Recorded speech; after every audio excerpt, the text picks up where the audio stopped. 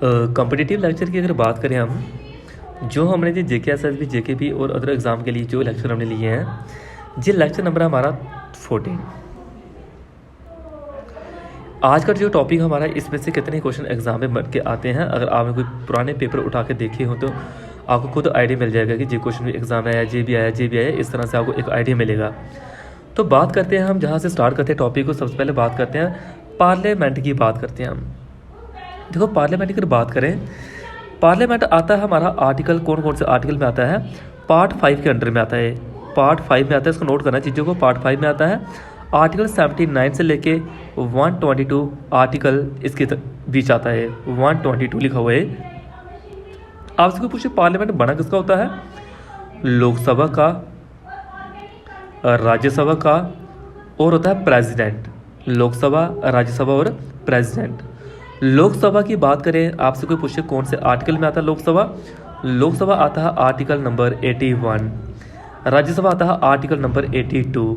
Parliament की बात करें तो जो प्रेसिडेंट है, प्रेसिडेंट की बात करें तो आर्टिकल 52 के अंडर में जे आता है, इसको भी ध्यान रखें। और इसमें जहाँ पे बात करते हैं, हमारा टॉपिक राज्यसभा से लिए है, तो राज्यसभा के बारे में याद रखना। राज्यसभा की अगर बात करें हम यहाँ पे, इसके लिए जो एज क्राइटेरिया होता है वो एज होता है 30। इसको हम और क्या क्या बोलते हैं, अपर हाउस भी बोलते हैं, क्योंकि इसमें हायर एज के लोग जहाँ पे बैठे होते हैं। इसे एल्डर हाउस भी बोलते हैं हम, एल्डर हाउस। इसे काउंसिल ऑफ स्टेट भी बोलते हैं हम, एक समूह पूरा झुंड होता है, इसमें काउंसिल ऑफ स्टेट भी बोलते हैं। इससे परमानेंट हाउस भी बोलते हैं हम, परमानेंट हाउस भी इसको बोलते हैं। वीडियो को रो के नोट करना, अगर कहीं फास्ट चल रहा है लेक्चर, आपके पास ऑप्शन है। जब परमानेंट हाउस तो बोलते हैं, कभी भी ये डिज़ोल्व नहीं होता है, कभी भी ये डिज़ोल्व नहीं होता है। ये क्वेश्चन आपने कई बार एग्जाम में देखा होगा कि क्या ये डिज़ोल्व होता है या नहीं होता है। ये हाउस कभी भी डिज़ोल्व नहीं होता है। इसको बनने के लिए जो मेंबर चाहिए, 1/3 member every 2 year retire and can again री इलेक्टेड। जो इसमें रिटायरमेंट देखने को मिलती है, 1/3 मेंबर हर 2 साल में ये हमें रिटायरमेंट देखने को मिलती है। और ये द्वारा रिटायर होने के बाद ये द्वारा री इलेक्ट भी हो सकते हैं, द्वारा री इलेक्ट भी हो सकते हैं। इनमें जो मेंबर होते हैं, मेंबर की अगर बात करें, वो मेंबर आपने याद रखने, मेंबर कौन कौन होते हैं, नोट करते हैं ना। मेंबर की अगर बात करते हैं, 250 मेंबर होते हैं इसमें, 250 मेंबर इसमें होते हैं, 250 मेंबर, जिसमें से 238 और 12 ये जहाँ पे आपको देखने को मिलते हैं। 12 जो होते हैं, जो नॉमिनेटेड किए जाते हैं भाई प्रेसिडेंट के द्वारा। 12 को नॉमिनेट करता है कौन, प्रेसिडेंट। वो 12 होते कौन कौन से हैं, क्लास वर्ड याद रखना। क्लास वर्ड में सी को नहीं याद रखना हमने। एल का मतलब हुआ कि लिटरेचर फील्ड के बंदा हो सकता है, वो आर्ट्स की फील्ड में, स्पोर्ट्स की फील्ड में और साइंस की फील्ड में से किसी ना किसी को नॉमिनेट करते हैं। आज के टाइम पूछेगी इसमें जो प्रेजेंट सिटी में वो कितने हैं, 245 प्रेजेंट सिटी में है, जिसमें याद रखे 233 और 12। जो 233 है तो ये फर्दर टूट के 229 और 4 में ये टूटता है। जो 4 होते हैं ये आते हैं यूनियन टेरिटरी से। यूनियन टेरिटरी, जैसे आज के टाइम यूनियन टेरिटरी की बात करें, दिल्ली है, पुडुचेरी है, हमारी जम्मू कश्मीर यूनियन टेरिटरी है। और जो 229 है ये आते हैं स्टेट से। ये कहाँ से आते हैं, स्टेट से आते हैं, 229 स्टेट से आते हैं। आप याद रखेंगे इसमें कभी भी एसटी और एससी के लिए कोई भी रिजर्वेशन नहीं होता है राज्यसभा में। एससी एसटी के लिए कोई भी रिजर्वेशन नहीं होता है, कहाँ पे, जी राज्यसभा में।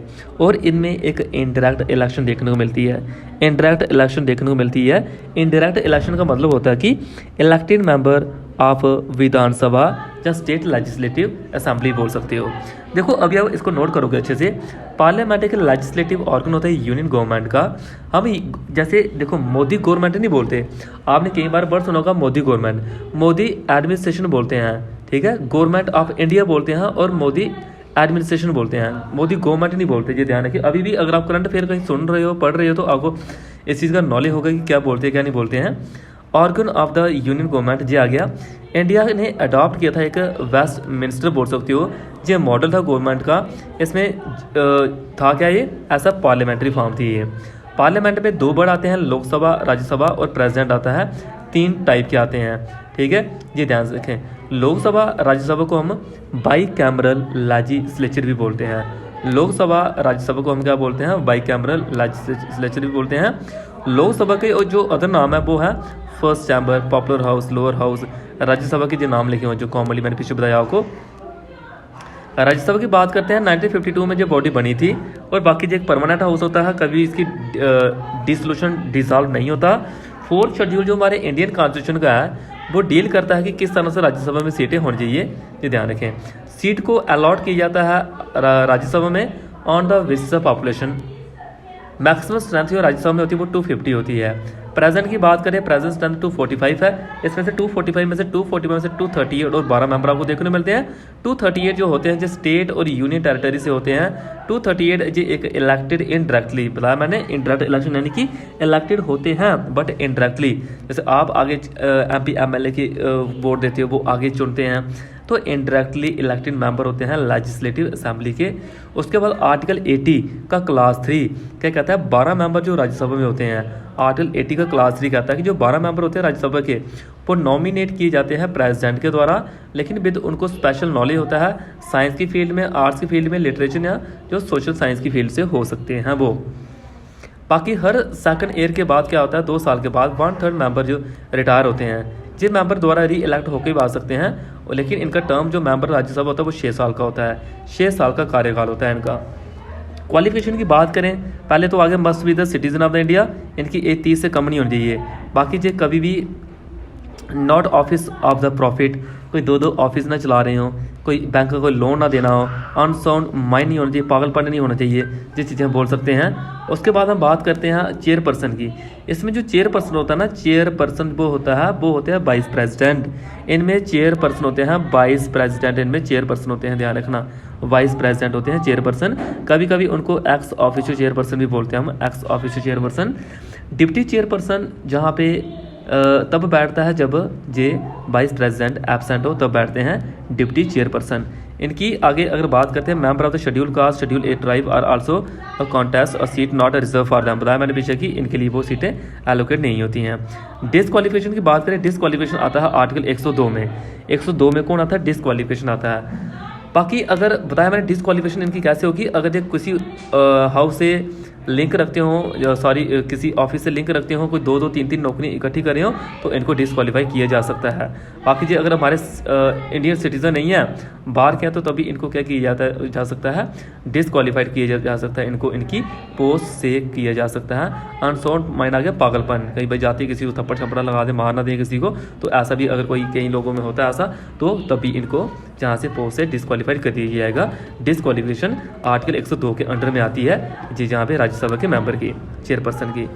Member of the Rajya Sabha are disqualified by the president. हाँ, इनको जो डिसक्वालिफिकेशन होती है वो करता कौन है, वो करता है प्रेसिडेंट करता है, ठीक है।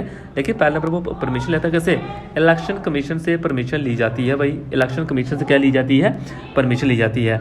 इनकी पावर की बात करें, आपसे पूछे कि पावर क्या है इनके पास, ऑल इंडिया सर्विस जो आर्टिकल 312 के अंतर में आता है, ऑल इंडिया सर्विस, ठीक है, IAS IPS UPS जिसको बोलते हो जी आता है। जैसे NJAC की बात करते हैं, इसको बोलते हैं नेशनल जुडिशल अपॉइंटमेंट कमीशन, यानी कि बिल स्टार्ट होता है सबसे पहले राज्यसभा से बिल स्टार्ट होता है, फिर जाके वो लोकसभा में जाता है, फिर जाके वो प्रेसिडेंट के पास जाता है।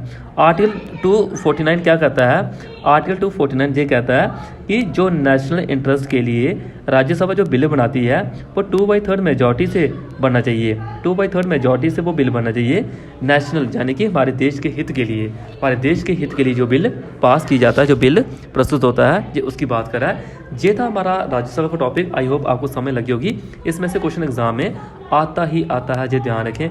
जितना मैंने बताया है कुछ PDF के थ्रू, कुछ जो मैंने ऐसे एक्स्ट्रा चीज़ें आपसे डिस्कस की हैं उनको नोट करते जाना। ये लेक्चर मैं सीरीज़ बाई आपके DD वाशु जो बुक है, लक्ष्मीकांत बुक है और NCERT की बुक है, इन तीनों को कंबाइन करके ये लेक्चर बना रहा हूँ।